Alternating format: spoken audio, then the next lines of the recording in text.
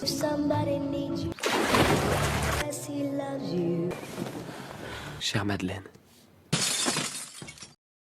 Movie की शुरुआत में हम देखते हैं कि लुइस एक बहुत ही खूबसूरत लड़की है जो मैजिशियन के असिस्टेंट के रूप में काम करती है। वो उसके चार्म से प्यार करने लग जाती है और वैसे ही वो मैजिशियन उसकी खूबसूरती से। लेकिन एक परफॉर्मेंस के दौरान एक ट्रेजेडी हो जाती है और मैजिशियन इनविजिबल हो जाता है और कभी वापस नहीं आता। उसका यूं गायब होना लूसी को डिप्रेशन में लेके चला जाता है और कुछ रीजंस की वजह से उसको लगता है कि वो जल्दी उसके पास जरूर आएगा, क्योंकि उसके पास गायब होने की एबिलिटी है तो वापस आने की भी है। उसका डिप्रेशन हॉलुसिनेशन और डिल्यूजन में बदल जाता है जो उसको मेंटल असाइलम में डाल देता है। मैजिशियन को गायब होने के 9 महीने बाद लुइस प्रेग्नेंट हो जाती है, लेकिन ये बात किसी को पता नहीं है और बच्चे की डिलीवरी उसको खुद ही करनी पड़ती है। अब उस रात को उसका बच्चा होता है, लेकिन वो भी इनविजिबल है और इस बच्चे का होना ये प्रूव करता है कि वो किसी डिल्यूजन में नहीं है। लेकिन वो नर्सेस को बताने से डर जाती है। वो जानती है कि अगर उसके बच्चे की सच्चाई सबके सामने आ गई तो वो एक एक्सपेरिमेंट बनकर रह जाएगा, इसीलिए वो उसको एक सीक्रेट ही रखती है। नर्सेस डेली उसको खाना और दवाइयाँ देने आती है, लेकिन उनको कभी भी इनविजिबल बच्चे का रूम में होना पता नहीं चलता।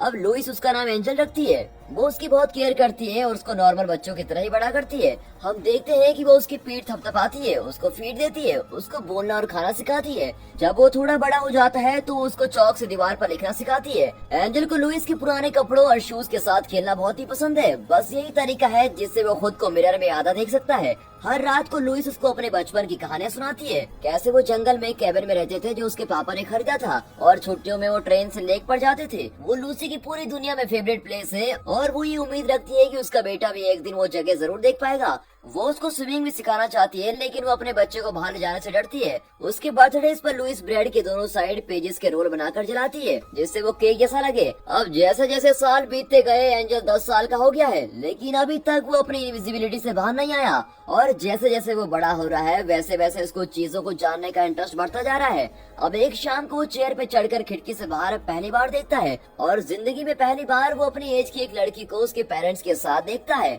वो लड़की स्टेयर से गिर जाती है और उसकी माँ उसको उठाती है। अब एंजल अपनी माँ के पास जाता है और उसको उस लड़की के बारे में बताता है और लुइस डर जाती है कि उसका बेटा बाहर की दुनिया को जानने के लिए उत्सुक हो रहा है। वो एंजल को बताती है कि तुम बाकी लोगों से अलग हो और दुनिया तुम्हें पसंद नहीं करेगी, इसीलिए उसको केयरफुल रहना पड़ेगा कि वो बाकी लोगों की नजरों के सामने ना आए। अब इन बातों का उस पर असर तो पड़ता है, लेकिन उस खूबसूरत लड़की के उसका इंटरेस्ट और बढ़ जाता है। वो बार बार उस लड़की को खिड़की से देखता है और वो लड़की पियानो पर वही 2 कीज बार बार बजाती है। वो उसको सुनता रहता है जितना कि वो सुन सकता है और उम्मीद रखता है कि वो किसी न किसी दिन उससे जरूर मिलेगा। एक दिन एंजल अपनी मम्मी से पूछता है कि खुद को मिरर में देखने से क्या होता है। लुइस उसको बताती है कि मिरर में तुम खुद को और बेहतर देख सकते हो, जैसे कि तुम बाकी लोगों को देखते हो। अब लुइस को हमेशा ये उम्मीद रहती है कि उसका लवर उसके और एंजल के पास एक दिन जरूर आएगा। इतने सालों के बाद भी लुइस ये उम्मीद लगाई है कि उसका लवर वापस आएगा। आप लोगों को क्या लगता है, वो वापस आएगा या नहीं? आप कमेंट्स में हमें जरूर बताइएगा। अब काफी सालों के इंतजार के बाद वो डीप डिप्रेशन में चले जाती है। वो आजकल काफी कम बात करती है। जब वो अपने बेटे को खुद से दूर रखती है तो वो बहुत अकेला हो जाता है और अपना पूरा दिन वो ड्राइंग करते हुए निकाल देता है। वो खूबसूरत लड़की उसको सीधे अपने गार्डन से देखती है और एंजल नर्वस हो जाता है और अपनी मम्मी के पास दौड़ते हुए आता है, लेकिन वो बिना कुछ कहे उससे मुंह फेर लेती है। बाद में नर्सेस आती हैं और वो वहाँ से बाहर जाती हैं और इसी बीच एंजल को बाहर जाने का मौका मिल जाता है। वो अपनी जिंदगी में पहली बार कोल्ड मार्बल की जगह ग्रास पर चलता है और थोड़ी देर बाद वो उस लड़की के बिल्कुल सामने आकर खड़ा हो जाता है जो झूले पर खेल रही होती है। वो लड़की उसको महसूस कर लेती है और उसको पास आने को बोलती है। अब एंजल हैरान रह जाता है और उससे पूछता है कि तुम मुझे देख सकती हो क्या?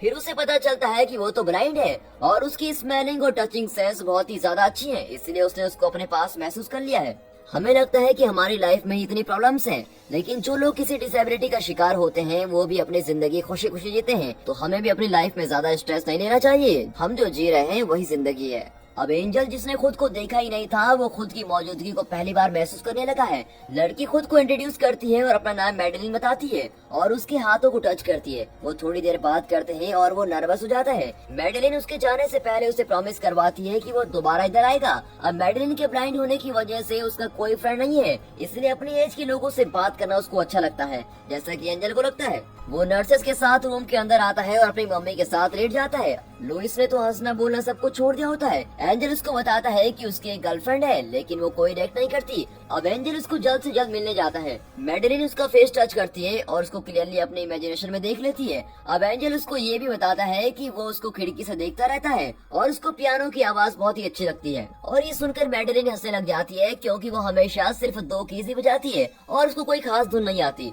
अब वो दोनों घंटे तक हाइड एंड सीक खेलते हैं, जबकि उनमें से एक इनविजिबल और एक ब्लाइंड है और जल्दी दोनों को एक दूसरे की आदत हो जाती है। अब एंजल अपना ज्यादातर दिन उसी के साथ बिताता है। अब एक दिन वो अपने रिश्ते को आगे बढ़ाते हैं और एक दूसरे को किस करते हैं। मैडेलिन परफेक्टली ये अंदाजा लगा सकती है कि एंजल उसकी बॉडी का कौन सा पार्ट देख रहा है, क्योंकि वो उसकी आंखों को महसूस कर सकती है। लेकिन एंजल फिर भी अपनी लाइफ से खुश नहीं है। लेकिन ये ज्यादा देर तक नहीं होता, क्योंकि मैडेलिन बता देती है कि नेक्स्ट वीक से उसकी आईज की सर्जरी है, जिससे अब उसको देखना स्टार्ट हो जाएगा। और वो काफी एक्साइटेड होती है एंजल को देखने के लिए। लेकिन एंजल फिर भी ये सब कुछ फील नहीं करता। वो दोनों नेक्स्ट वीक एक साथ ही बिताते हैं। फिर मैडेलिन जाने से पहले उसको बाय करती है और फिर चली जाती है। उसी रात को लुइस महीने में एक बार बोलती है और एंजल को अपने पास बुलाकर साथ सोने को बोलती है और ये कहती है कि अगर उसको कुछ हो गया तो वो उस कैबिन में चला जाए जो जंगल में है। जब एंजल सुबह उठता है तो वो मर चुकी होती है और ये न्यूज उस बच्चे के लिए बहुत ही दर्दनाक होती है। जब तक नर्स रूम में आकर उसकी बॉडी को नहीं ले जाते, वो उसको देखता ही रहता है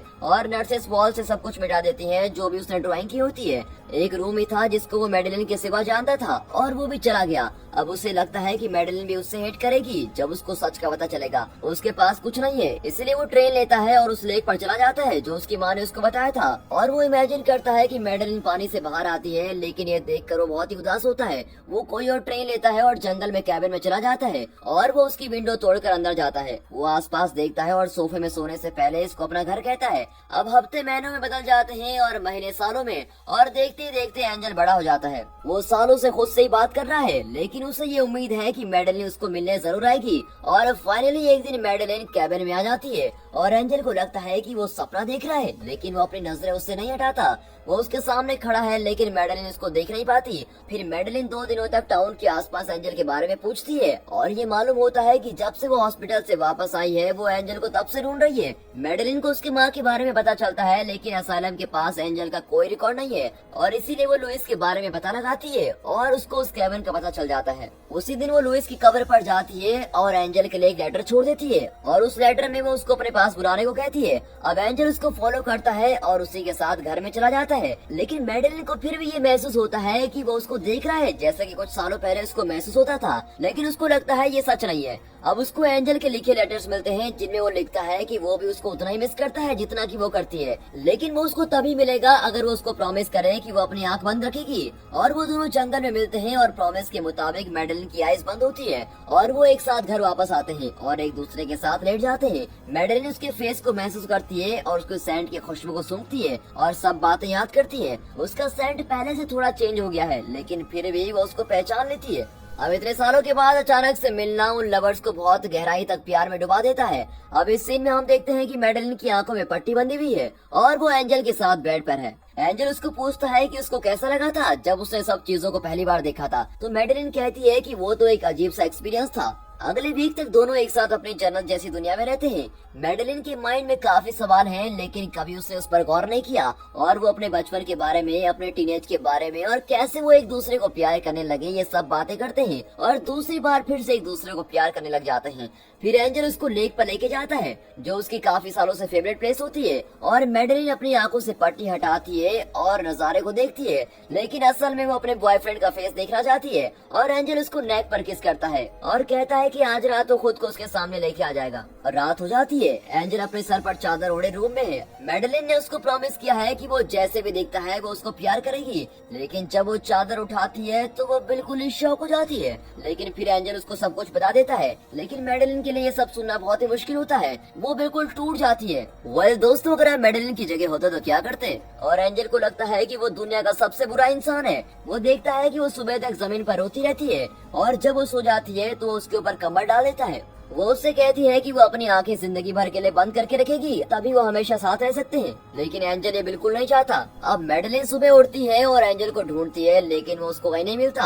अब उसको एक नोट मिलता है जिसमें लिखा होता है कि वो हमेशा के लिए उसको छोड़ के जा रहा है और कहता है कि वो मैडेलिन को हमेशा ऐसा ही प्यार करता रहेगा। अब मैडेलिन ये पढ़कर बहुत रोती है और फाइनली अपने बैग पैक करके यहाँ से जाने के लिए रेडी हो जाती है। लेकिन तभी वो अपने चेस्ट पर कुछ फील करती है और न जाने तभी उसको क्या एहसास होता है कि एंजल कहाँ है, और वो आंखें बंद करती है और वो उसके सैंड को ढूंढने लग जाती है और फिर उसे पता चलता है कि वो लेक पर है। अब इस सीन में हम देखते हैं कि मैडेलिन लेक के किनारे पर है और वो उसको बुलाती है। वो उसके सैंड की स्मेल से जानती है कि एंजल उसके आसपास ही है, लेकिन एंजल उससे बात नहीं करता।